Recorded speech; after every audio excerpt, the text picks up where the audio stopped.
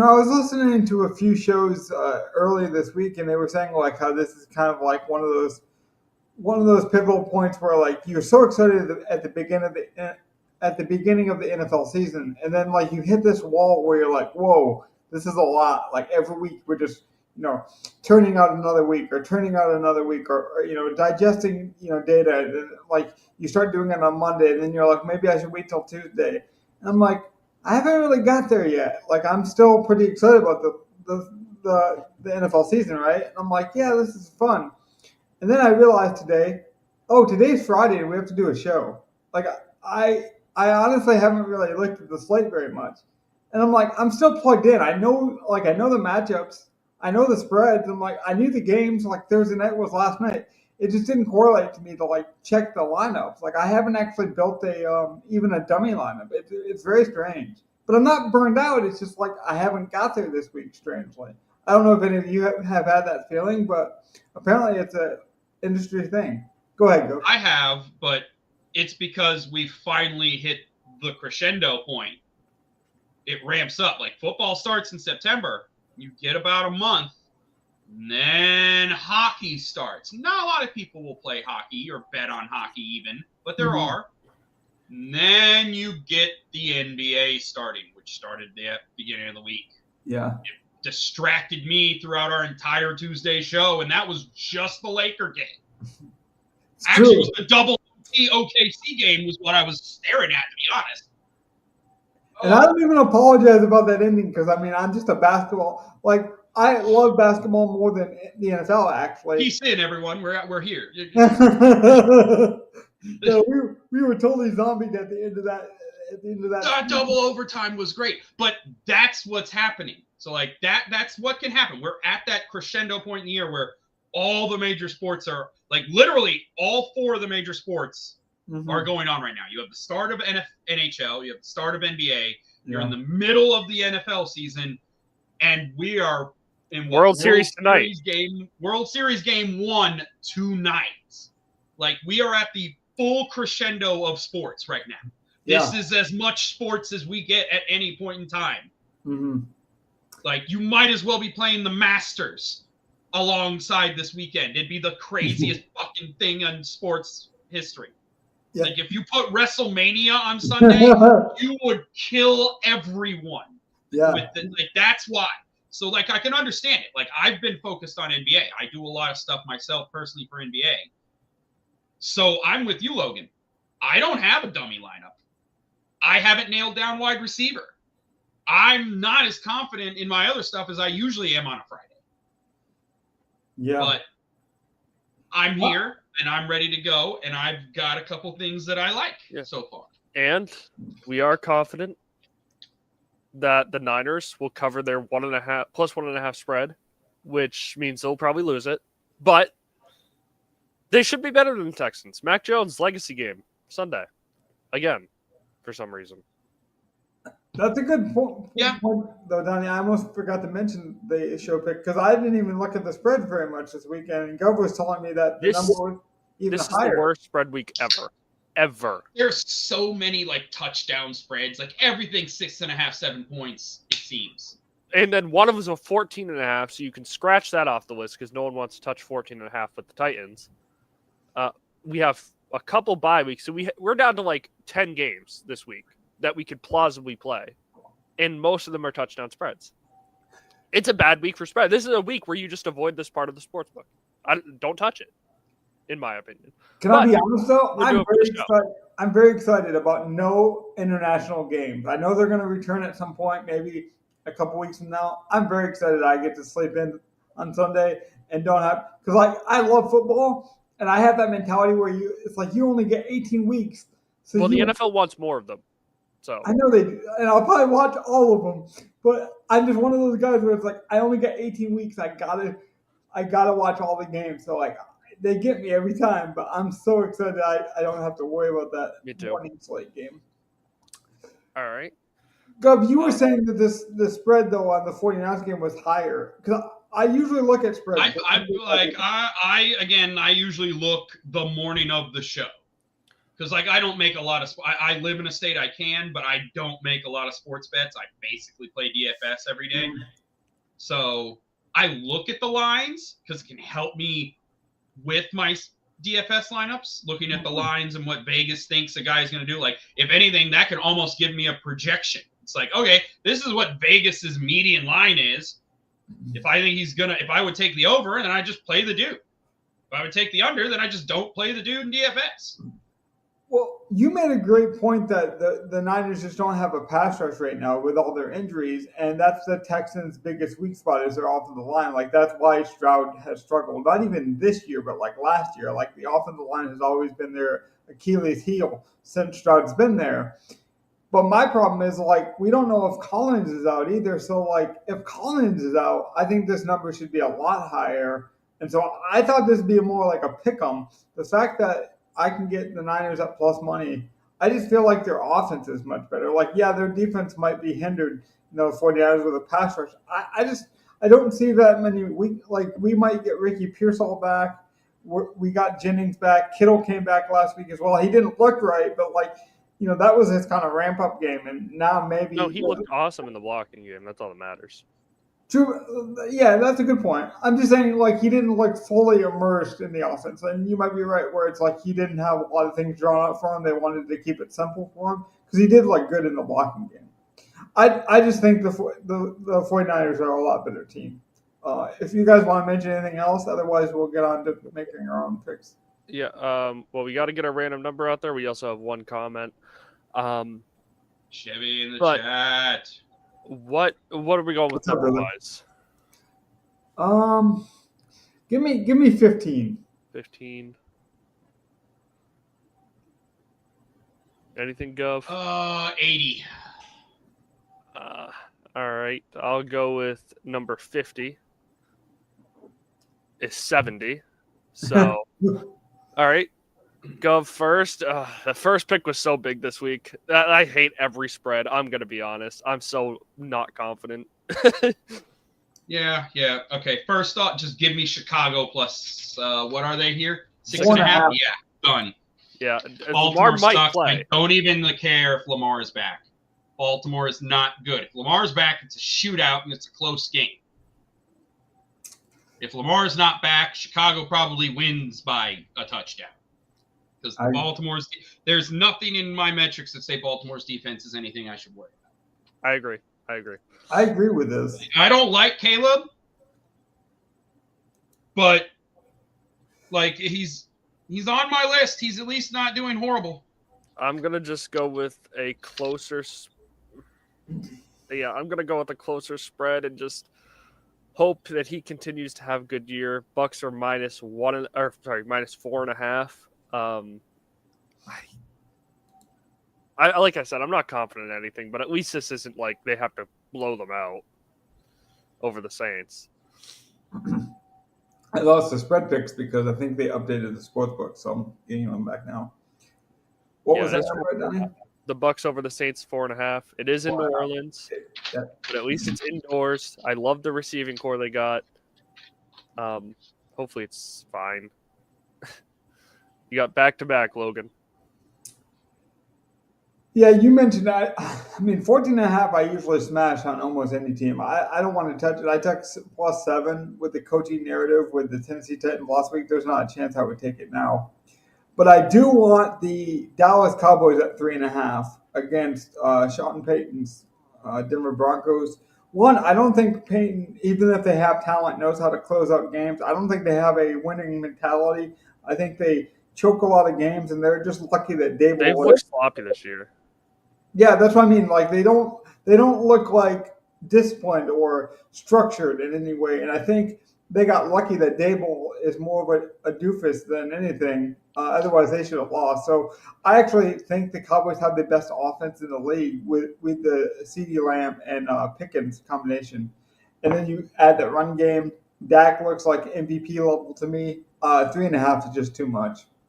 That was my second choice. I mean, Denver, the only thing Denver has, they've looked sloppy, but they're one of the best at protecting their quarterback, and they're one of the best at getting to your team's quarterback. That usually means you win a lot of football games. But again, it's just not looked great this year. It's weird because the numbers tell me it looks, but there's something wrong with that team. Yeah, and then I like the Packers at -3 against the Steelers. I will bet against the Steelers probably the remainder of the year, and if I keep losing, then I'll guess I just end up with a negative ROI on the year because I just don't think the Steelers are actually a good team. I think they won on some very fortunate, like timely things, but in terms of talent, in terms of things I think could actually continue for this team, I just think they're a pretender more than a contender, and I think the Packers are still a top like 6 or 7 team in the league. Now, right back to me, I believe, right, Gov? Yeah, let me recap. So I got Chicago 6.5 plus. You have Tampa Bay -4.5, correct? Yes.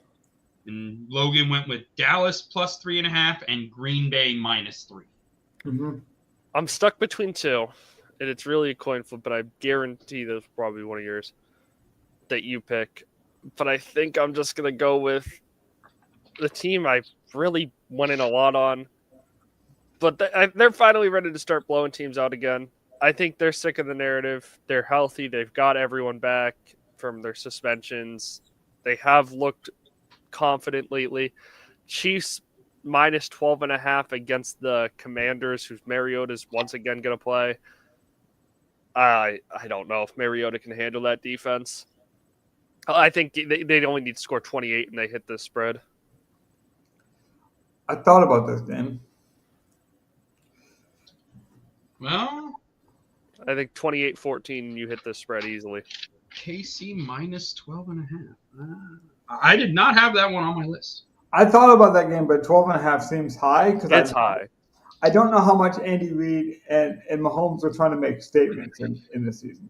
Like, I think Rice coming back was a statement game. They wanted to get him involved. I don't know if they want to make that same statement this week, but they might.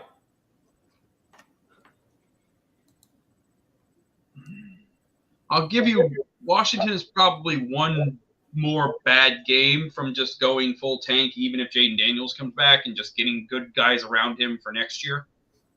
Yeah. But especially given I thought they would keep that closer than 12. Like, I figured it might be a 5 to 6 point game, not a 12-point game. Washington has a solid offense and Mariota can at least keep the run game going. It's just, will they, I agree Kansas City has a better offense, but more often than not, we've still seen Kansas City just play to their opponent. Like, yes, they opened it up last week to show us that, yeah, they can just play. Well, last year they played to their opponent without Rice. I think Rice is that X factor that changes the whole team completely. Maybe. I have to see that. Well, one game sample is hard for me to not say that Andy Reid won't just go back to doing that if necessary. Now, at home on Monday night, if they just want to blow out Washington, that's entirely possible. I'm not going to go against that. Like, it's not a horrible pick. I'm not against the pick. I did not have it listed on my stuff. Again, I would not put real money on this. Then again, I was looking at the week and pick up my cat scratching post. I have a hunch on the one I was actually looking at. But I don't know if I want to take that one. Especially since you left me this one.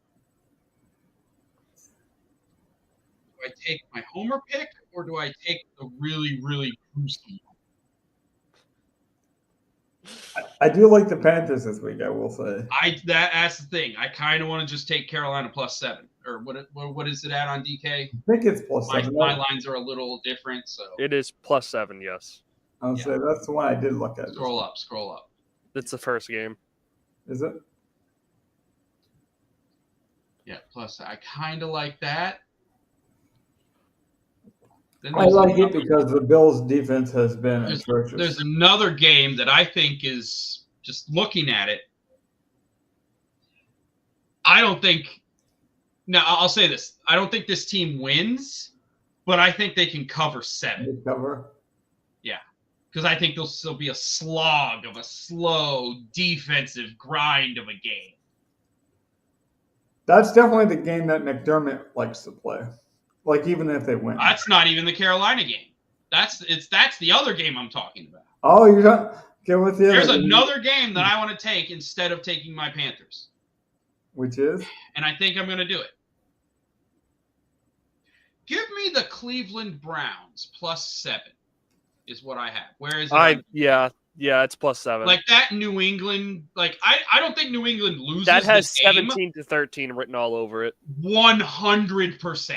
And that's a 4-point. That's a game I'll take the points on. Patriots are going to want to, run that clock out.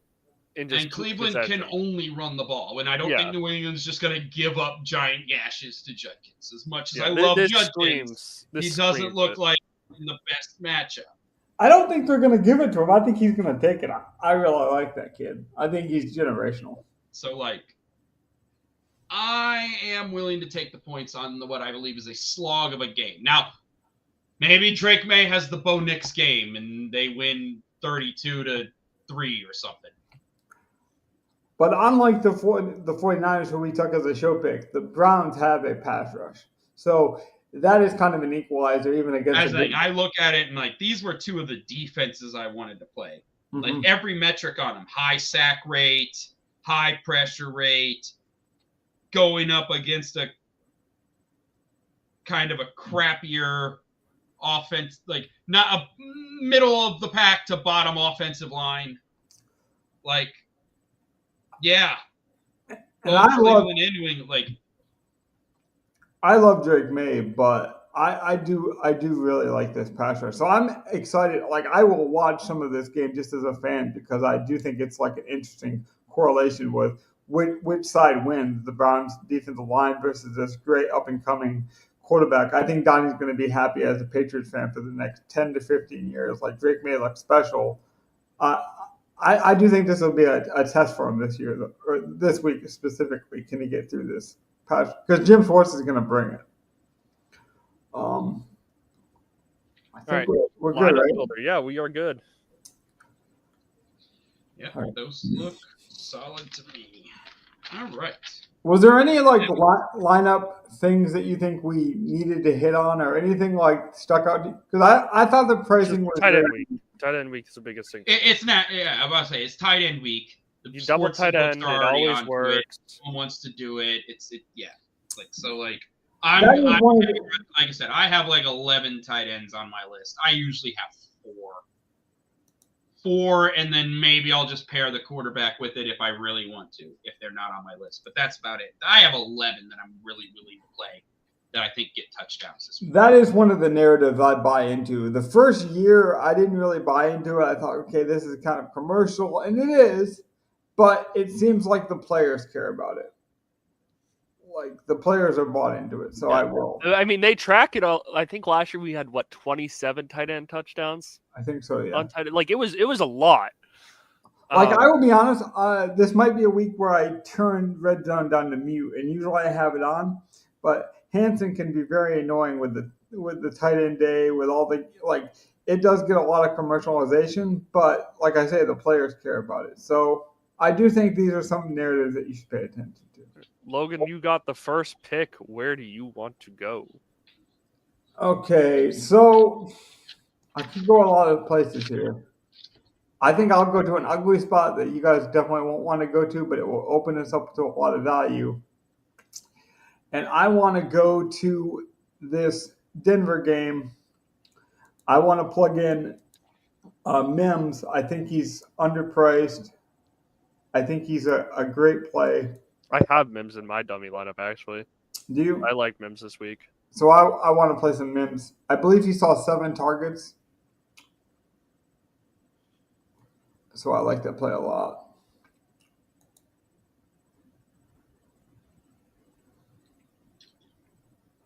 The only thing that worries me is that Dallas, again, is one of these teams that's sort of middle of the pack, but they're better at limiting the yards after catch.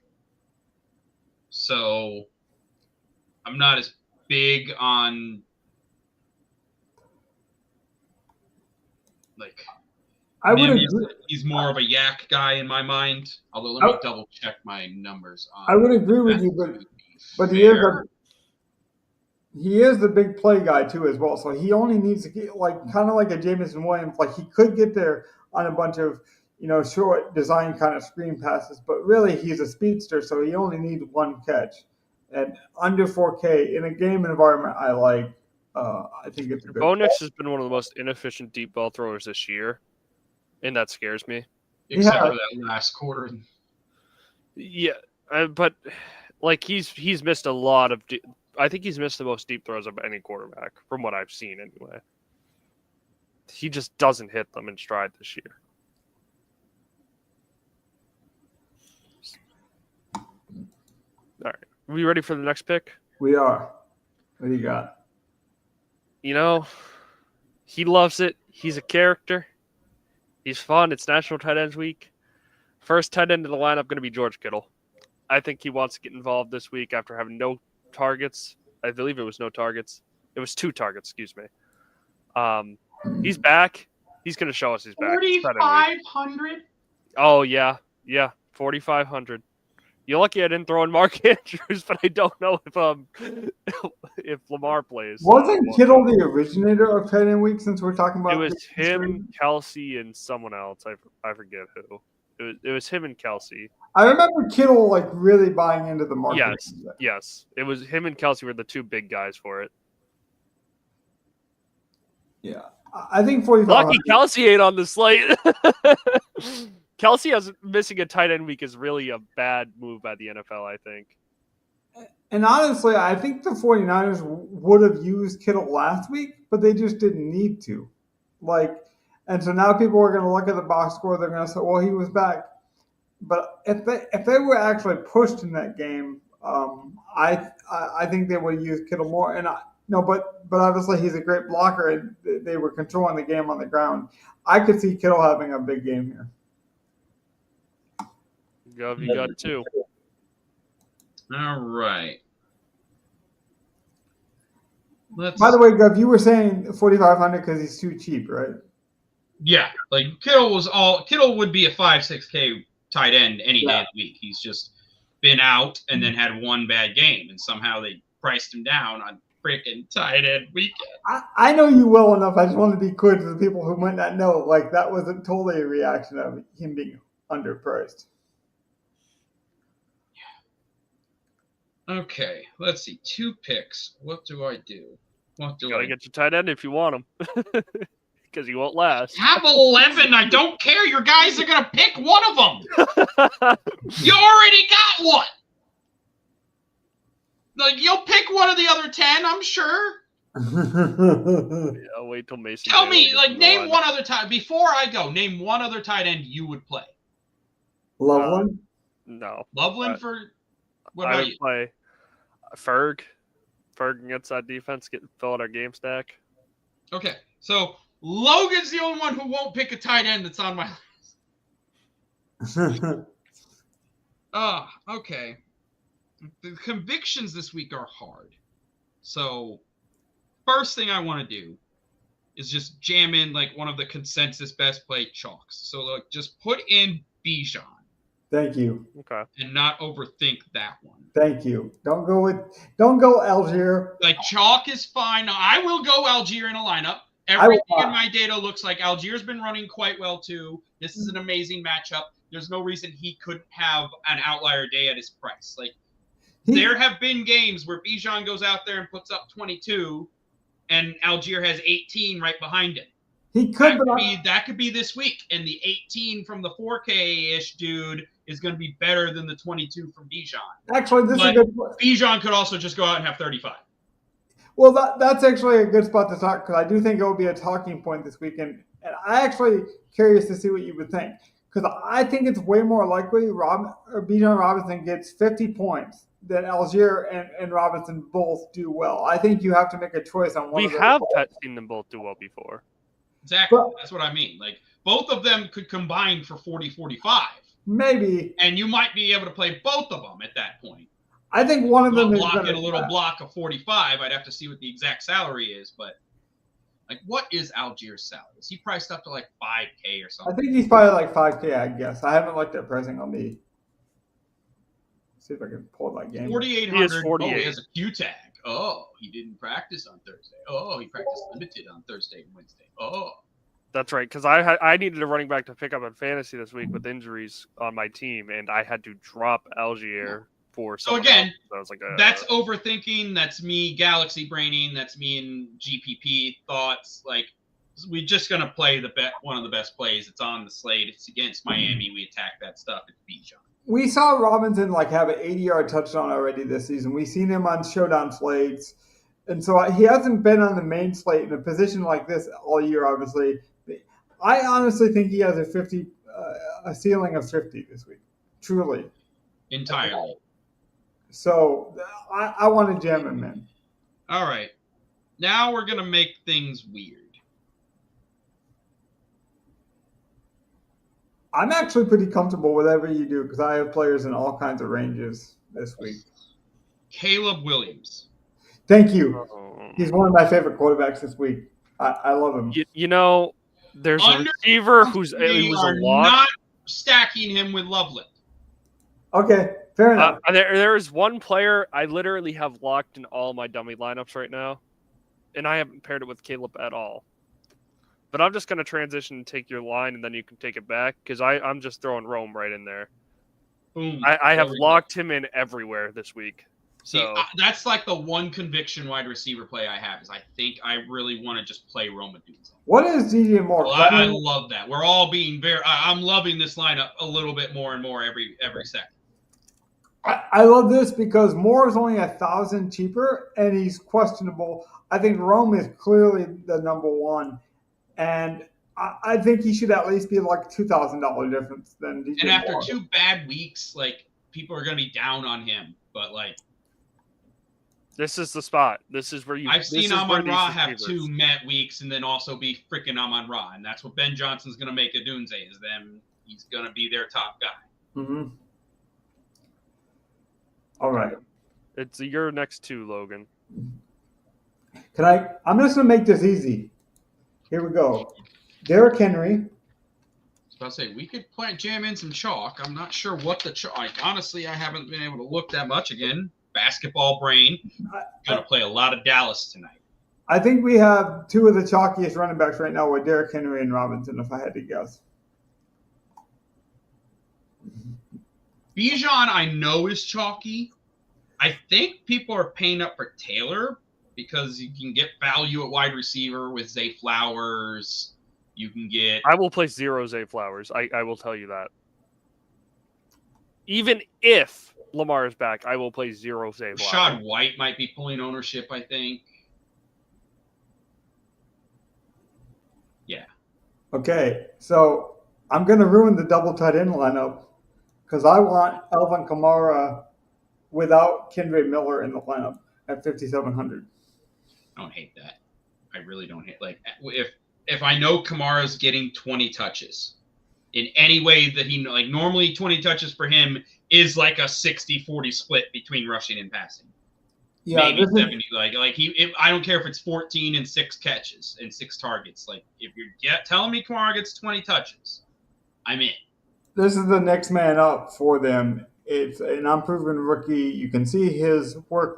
Like, Kamara was already close to a good play for you last week. I know we were flirting with that lineup, and now you're going to take that away. I don't care he's old. I don't care he's not productive. He's involved in the game. Like, to me, it's just I don't know why more people aren't on it personally.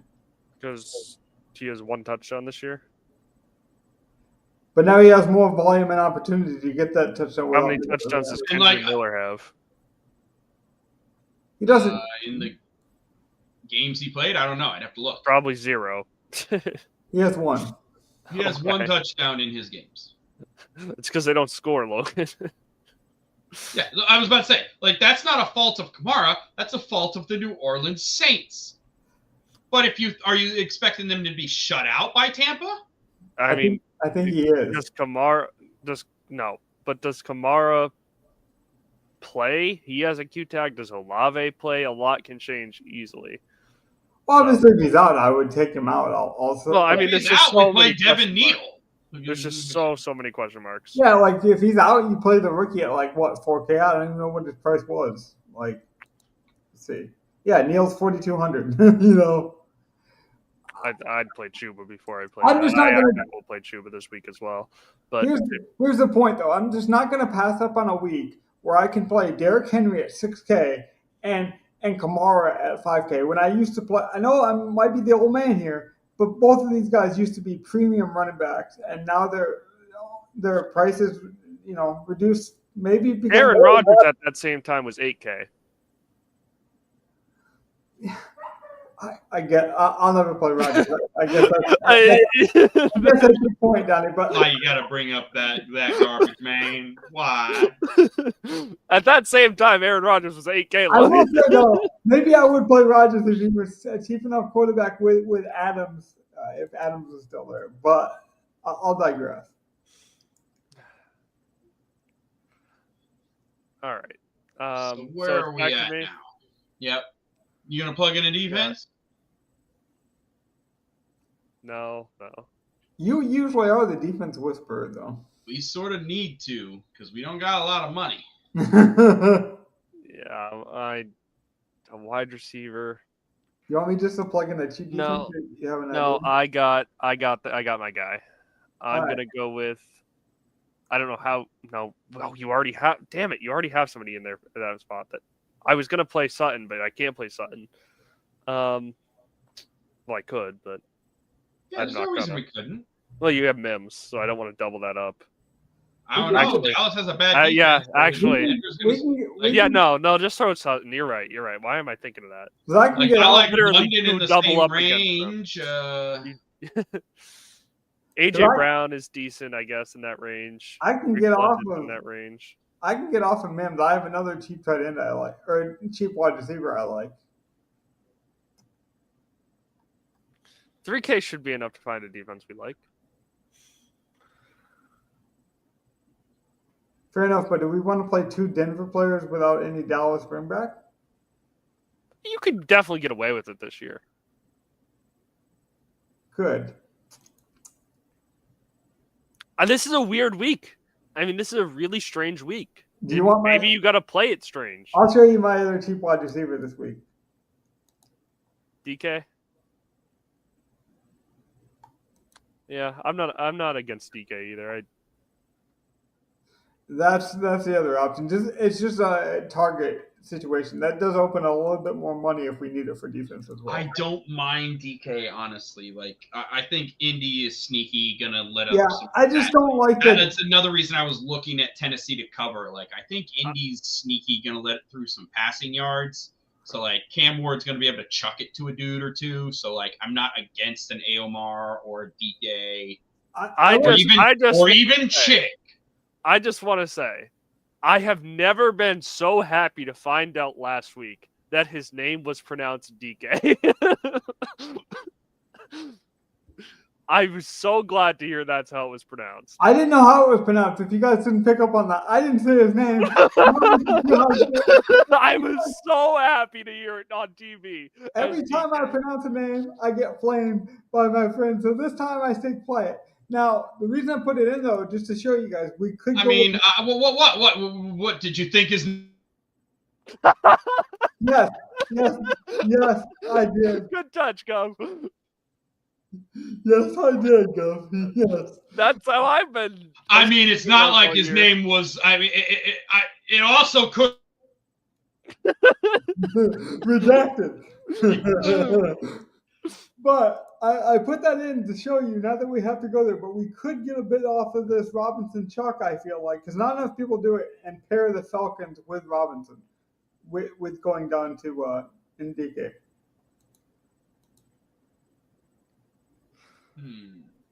Not saying we have to. I mean, we might find a better defense. I'm just saying it does open it up. But just from a theory standpoint, because maybe Mims has a good week, would you play that lineup with Mims? Will you go two wide receiver? Because I don't like it personally. I don't think I would do it in any of my builds. I think Donnie was okay with it. Playing Mims and something without Nicks or without any coverage. It's rough Like, I'd rather do something like Mims and Dobbins without Nicks. Yeah, Like, I could see doing that more because likely. running back isn't as correlated to quarterback. Right. So now I'm just sort of like trying to collect, like, Bo Nix throws a touchdown, it goes to Sutton or Mims, and then Dobbins gets a rushing touchdown or two. They rack up yards, but at one touchdown or whatever, Bo Nix isn't really the quarterback to have. But one touchdown on Sutton could also be like a 20-point Sutton day where you need him. Mm-hmm. One touchdown on Mims could be a 20-point day where you need him. Yeah, you'd more likely want the touchdown to Mims, and then you get the check down stuff to Sutton where he just has his 15. Yeah. And honestly, that's where I wouldn't even need a bring back, because like in that scenario, Dobbins probably needs 2 touchdowns and 100 yards, which means Denver controls the game, which means Dallas doesn't probably put up a bunch of points, so I probably don't need a Dallas guy. Harvey steals one of those touchdowns. Maybe if Denver puts up a bunch of points, it's that way where it's kind of spread around and people like Harvey get a touchdown or a backup tight end get a touchdown. So like even Bo Nix, if he goes for 250 and 2 touchdowns, and there's going to be someone better. Denver scores 5 total touchdowns, it could be like a 25-point Dobbins day and a 20-point Mims day, and everyone else is 18 or less, and you're not necessary. So, like, we've got that. Let me think. We have a defense left. Looking at my defensive chart, I would love to have gotten up to the Colts. But really? They are my again, it's weird. There's a lot of different things in that game, and it's a divisional game, so who the fuck knows what's going to happen? Like that there are factors that make me want to take Tennessee plus the points, that they'll cover 2 touchdowns. There are also factors that make me know Indy will have no problem putting up points if they want to keep their foot on the gas. And that will press Tennessee, who sucks, and you can play the defense against Tennessee because Cam Ward will take sacks and throw picks. It's hard to not go against that. But the other one I like the most is probably that defensive slog game. I wouldn't mind playing either one of New England or Cleveland, knowing that a low-scoring game with a bunch of sacks just means I have an 11-point defense at the end of the day and I'm fine. Gonzalez is back for the Patriots, right, Donnie? Yeah, he's been playing the last month. He came back when the Patriots win streak started, so he's 5 games in now. No, I know that, but I'm saying like he's back to himself. Like he's back to as the He was 100% the day he came back. He looked perfect the day he came back. They were easing him because a corner doesn't come off the field. He has to be able to play 96% right. of snaps. And I assume since I didn't hear much about him, he was playing well. No, he's been awesome. He's been awesome. Typical Gonzalez. I would probably go Falcons here, so I'll let you guys choose it. It's not my pick, so. Like I said, I would go Cleveland for my cheap one. If you want to go cheap defense and move up somewhere else, we can. Could do that. Like Cleveland and Bears are the 2 cheap ones that I'm looking at. Houston, I don't mind. New England, I don't mind. Indy would be my primary. Cincinnati, weirdly, just because the Jets. I do want to throw out a defense I like, though. Personally, we won't get there. I like the Ravens defense. They're finally healthy. Rocco and Smith practiced in full. Like, they're getting a ton. They're still not healthy, and those corners are still sorry, no matter how you put it. Hamilton's coming back. I like that defense. Hamilton is the one. Like, Hamilton is that one piece that kind of glued the secondary a bit better, but they still weren't good when Hamilton and Rokon were playing. No, let's not get that mixed up. Oh, I'm gonna be mixed up in it, Donnie. I'm gonna be playing some Ravens defense for cheap. Did we want to move up though? If we plugged in the Browns, we have 1,000.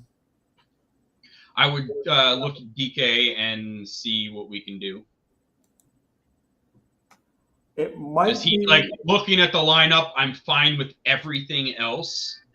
One of those either be DK or it would be. Screw the positions. I just want all flex. 2 running backs. It's Johnson. I think would be my fill-in. Tez, yeah. MVP Tez Johnson. It fits that game. It fits the game stack. Yeah, I don't hate that. And he had that one touchdown last week on the bubble screen where it was beautiful. He also had another one that Baker just missed him on. He was wide open in the.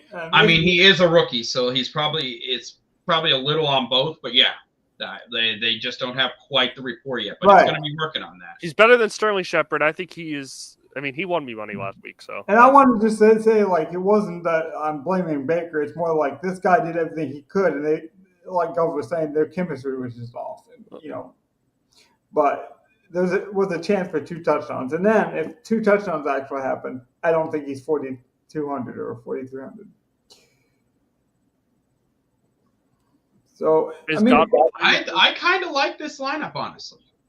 I weirdly do, too. Yeah. It's a nice little Caleb with a bring back. The one-offs all look solid.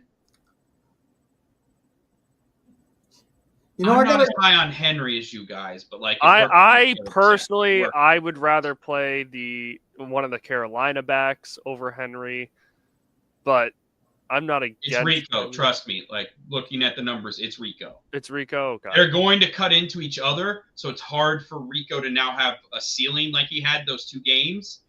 But he'll be the one to creep into the low to mid 20s more often than Chuba. Okay. Yeah. I want to just give Flowers, or sorry, not Flowers. I mean, talking about Ravens, I guess I thought about Flowers, but I want to give Sutton his flowers because I honestly think he might be one of the best receivers this year in terms of catching traffic. He isn't getting a ton of separation, but his hands have been glue this year. He's held on to some balls I was quite impressed with. It still kills me. I think you need to switch Alvin Kamara to Tyler Warren or something. I need a tight end. I need a second.